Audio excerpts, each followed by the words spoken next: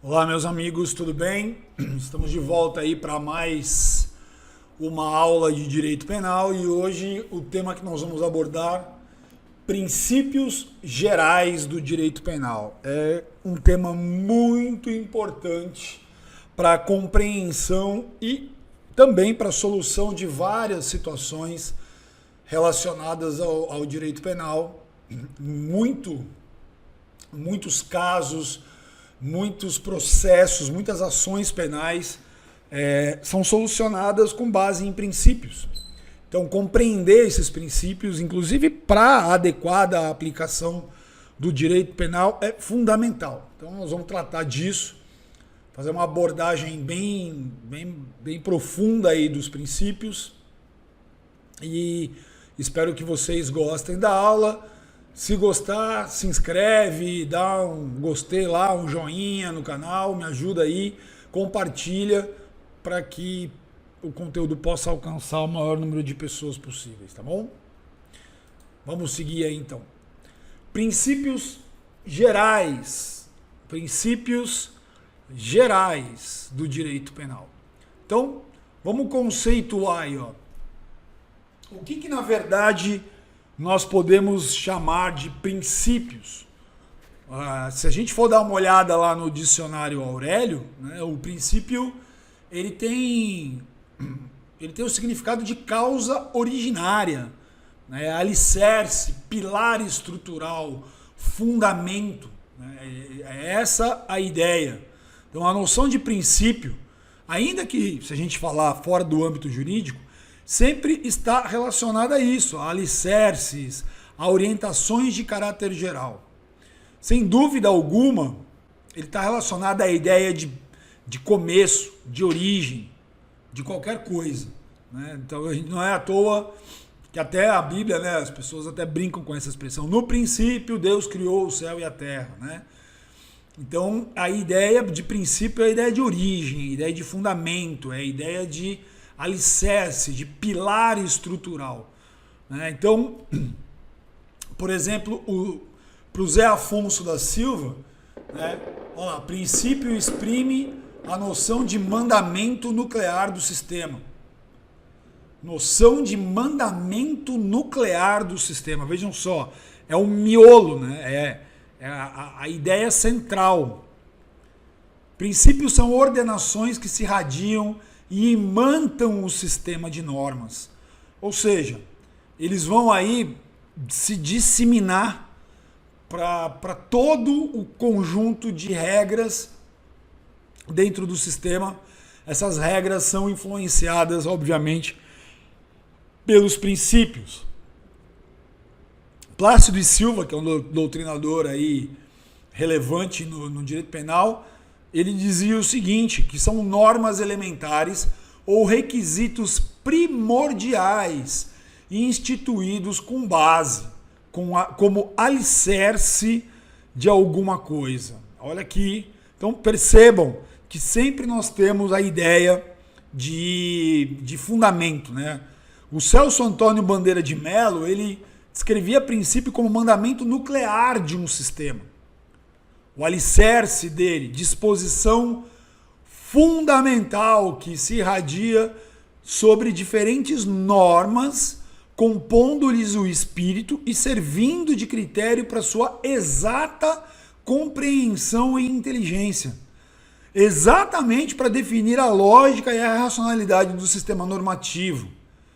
Então, essa é a ideia básica, fulcral, quando nós pensamos em princípios. É isso que nós temos que ter em mente. Legal? Então, seguindo aí, olha só, a função, né? O que nós temos como função principiológica, né?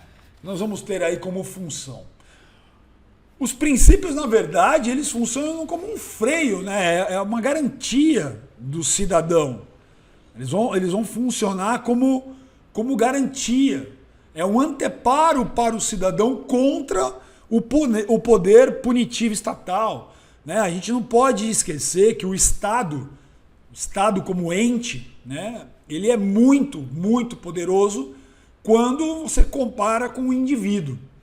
Então, os princípios eles servem como esse anteparo de proteção, né, para o indivíduo contra uma eventual sanha punitiva estatal. Então, eles têm aí o princípio ele tem a função de nortear, né, de orientar o legislador no momento da elaboração das normas, né, para a adoção de um sistema de controle penal voltado para direitos humanos, né, com base na culpabilidade do indivíduo, direito penal mínimo, garantista, porque a nossa Constituição Federal, nós não podemos esquecer, a Constituição da República Federativa do Brasil, ela é garantista. Ela não é uma Constituição punitivista, basta abrir lá as garantias fundamentais que vocês vão constatar que ela é norteada pelo garantismo. Então, se nós estamos falando de uma Constituição calcada nesse princípio garantista, ela tem que ter coerência com todos os princípios, tem que ter coerência com essa base, com esse norte, né? É essa a ideia aí. Bom, como noções gerais, né, dos princípios, eles foram, olha só, né, há uma influência muito grande dos ideais iluministas, né, da igualdade, liberdade, né, isso foi passado aí para o direito penal, passou, né, o direito penal a ter um caráter menos cruel do que anteriormente aos ideais iluministas. Então, nós tínhamos aí punições corporais, mutilações, açoitamento. Então, a forma de punir quem não se comportava dentro da regra era uma forma brutal. A punição ela era brutal. Era uma punição muito severa. Então, isso foi sendo abrandado com a construção justamente dos princípios, né? Então, quando nós falamos lá que todos são iguais perante a lei, isso não foi algo que surgiu de um dia para o outro, foi uma construção que levou muito tempo para se alcançar essa igualdade, né? Pelo menos a igualdade formal aí. Então, os princípios têm essa função de norteamento, de balizamento, né, da construção legislativa, e eles, né, foram muito influenciados por vários ideais aí de garantias de direitos, de proteção do indivíduo, de proteção do cidadão. E nós temos que realmente lembrar que se não fossem as garantias fundamentais, por exemplo, o policial poderia a qualquer momento invadir sua casa sem nenhum tipo de ordem judicial, sob qualquer pretexto. E nós sabemos que a Constituição Federal ela traz limitações, estou dando aqui o exemplo da atuação policial, a Constituição Federal traz limitações a isso, quando ela diz que a casa é inviolável do indivíduo, nela ninguém podendo ingressar, né, salvo no caso de flagrante delito para prestar socorro, no flagrante delito, prestar socorro, desastre ou durante o dia mediante ordem judicial. É mais ou menos esse o texto que está lá na Constituição, artigo 5º, inciso 11. Então, os princípios têm essa função de balizamento, de norte, para evitar abusos estatais. Seguindo, então, aqui eu vou mostrar para vocês a divisão de como que nós vamos estudar os princípios, né? Então, eu agrupei esses princípios em 4 grandes grupos. Os princípios relacionados à missão fundamental do direito penal, os princípios relacionados ao fato do agente, relacionados ao agente do fato e princípios relacionados à pena. Então, se vocês abrirem aí os manuais de direito, vocês vão encontrar direito penal, vocês vão encontrar o capítulo que fala de princípios, são vários. E eu optei por fazer esse agrupamento aqui porque ele facilita no estudo e na visualização desses princípios, né? Agrupando aí por gênero, e dentro desse gênero nós vamos ter as espécies. Então, relacionados à missão fundamental do direito penal, relacionados ao fato do agente, ao agente do fato e princípios relacionados à pena. Então, mais ou menos essa aí, ó, o nosso plano de estudo dos princípios. Tem um mapinha aí, essas chaves, olha só. Então, dentro de cada um desses 4 grupos, nós vamos estudar subprincípios que existem ali dentro. Subprincípios que existem ali dentro. Legal? Então, deu para visualizar. Deixa eu molhar o bico aqui, antes da gente começar aí o primeiro.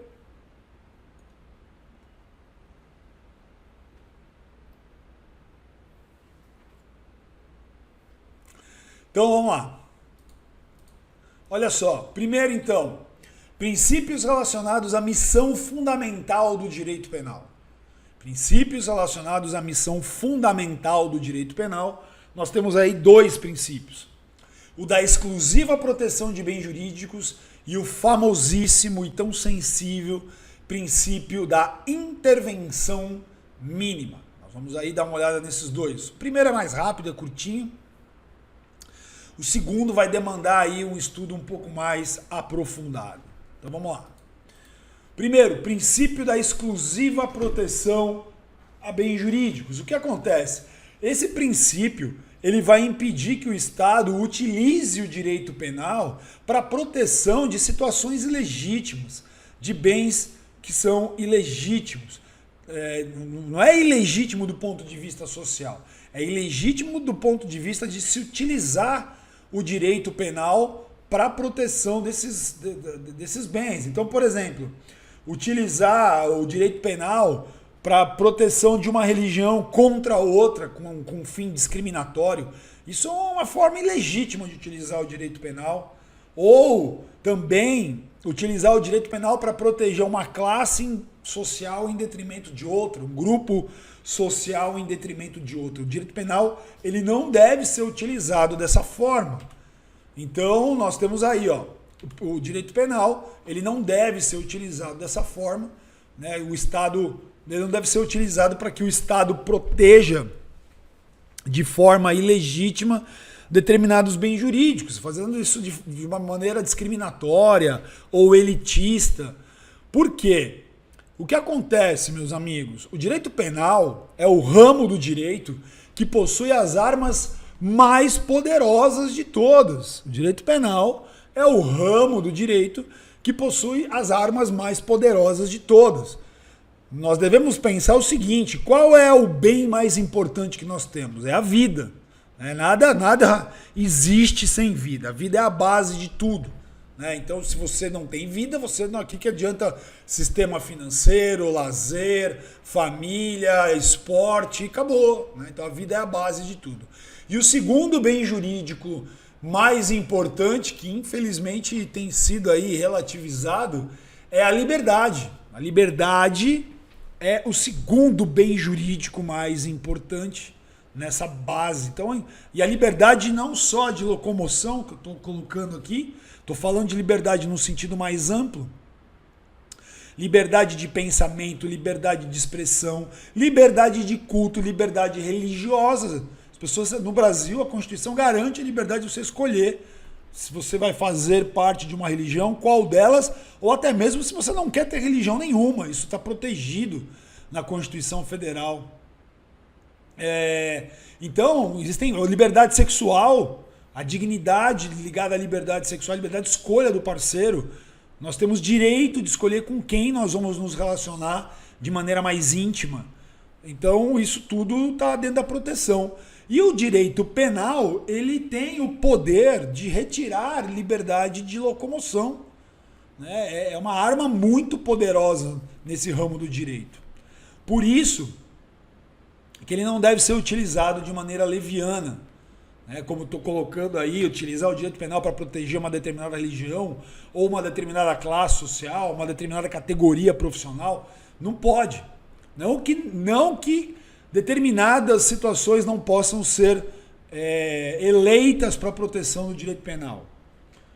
Mas não quer dizer, ele não pode ser usado de maneira discriminatória. Essa é a base. Então, Lembre-se sempre que o direito penal é o último recurso. Só quando todas as outras áreas do direito não tem como coibir aquela conduta é que o direito penal é chamado para tentar resolver. Né? Então, eu não vou usar o direito penal para fazer uma cobrança de uma dívida. Mas, se houver fraude na obtenção de uma vantagem, isso pode configurar o crime chamado de estelionato e aí sim o direito penal vai incidir. Então, nós não podemos perder isto de vista, que é uma área muito poderosa e não pode ser utilizada de forma ilegítima, para proteção ilegítima de certos bens ou de bens ilegítimos, não do ponto de vista só do convivência social, porque a gente fala aqui, ó, religião, classe social, não há uma ilegitimidade numa religião ou até na forma das pessoas, da sociedade se organizar economicamente. O que acontece é dar proteção especial usando isso como critério. Aí é onde está o problema. Legal? Então, vamos ver aí. Então, vimos o primeiro princípio relacionado à missão fundamental. O segundo é o princípio da intervenção mínima. Né? Como eu vinha falando ali, intervenção mínima significa que o direito penal só vai agir quando realmente não tiver outra forma. O direito penal só é chamado quando não tem outro jeito, né? Aí vem a intervenção mínima. Olha aí. Então vamos dar uma olhada. Ele tem um caráter, né? A intervenção mínima, nós vamos usar aí o caráter subsidiário e também fragmentário, né? Ressalva o caráter subsidiário, né, e fragmentário do direito penal. Subsidiário porque ele não deve ser a primeira opção de utilização, ele não deve ser a primeira opção, né? E fragmentário porque o direito penal ele vai selecionar só os bens jurídicos mais importantes para proteção. Nós vamos voltar depois nisso, só estou fazendo aqui um apanhado geral, né? Então, subsidiário e fragmentário. Subsidiário, porque ele não deve ser a primeira opção de utilização, nós devemos buscar outras áreas do direito para tutelar o convívio social, e também o direito penal não é utilizado para todos os bens jurídicos, ele vai selecionar aquilo que é mais importante, mais relevante. Né? Então, como aí, ó, eu acabei de usar a palavra selecionar, ele é também aí seletivo. Por que ele é seletivo? Porque como nós vamos ver, né, olhando para o nosso convívio, existem fatos humanos e fatos da natureza. Né? No dia a dia, nós temos fatos que são praticados por seres humanos e temos situações que vêm da natureza, como, por exemplo, uma inundação, como uma enchente, um terremoto, um maremoto, uma erupção vulcânica, um vírus. Vírus é uma situação da natureza. Ah, mas alguém foi lá na mata, pegou o bicho, teve contato, tudo bem, mas é uma situação que está aí. Né? Aliás, eles estão aí há mais... Os vírus e bactérias estão aí há mais tempo que a gente, né? Muito mais tempo que a gente. Então, são situações da natureza. O que acontece? Essa divisão de fatos humanos e fato da natureza, o que importa para o direito penal são fatos humanos. Mas será que todos os fatos humanos importam para o direito penal? E aí nós dividimos em fatos humanos desejados e fatos humanos indesejados. Fatos humanos desejados e fatos humanos indesejados. Os fatos humanos desejados, como o próprio termo está indicando, não tem relevância para o direito penal, porque afinal de contas eles são desejados, que as pessoas casem, tenham filhos, que as pessoas estudem, tenham profissão, viajem, enfim, tenham lazer, cultura, encontrem, reúnam os amigos, enfim, são fatos do nosso cotidiano, situações do nosso cotidiano, que são amplamente desejadas aí para a vida em sociedade. De outro lado, aí nós temos os fatos indesejados, que seres humanos praticam e que não são interessantes para o convívio social, atrapalham o convívio social. Então, esses sim interessam ao direito penal. esses sim interessam ao direito penal. Então o direito penal ele só vai cuidar dos fatos humanos indesejados, aqueles que de alguma maneira colocam em risco o convívio social equilibrado, aqueles fatos que de alguma maneira colocam em risco, né, o convívio social.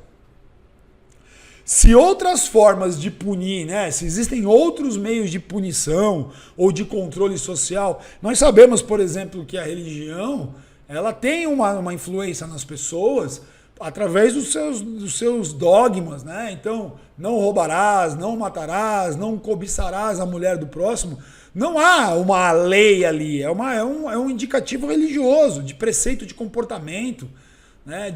É um direcionamento de comportamento. Então, a religião é uma forma de contenção social, os costumes, enfim. Quando nada disso funciona, aí sim nós vamos criminalizar uma conduta. Então, por exemplo, a religião, né? Quem é católico aí, enfim, basicamente todas as religiões colocam isso, mas tem um indicativo de que as pessoas não devem tirar a vida de outras, né? Só que o que acontece? Infelizmente o ser humano segue fazendo isso. Daí, necessário que o direito penal tutele e imponha uma sanção para desencorajar essas condutas. É para isso que serve. Ele vai desencorajar essas condutas. Então, olha aí, ó, nos dizeres de César Roberto Bittencourt, se outras formas de sanção ou outros meios de controle social revelam-se suficientes para a tutela desse bem, a sua criminalização é inadequada e não recomendável.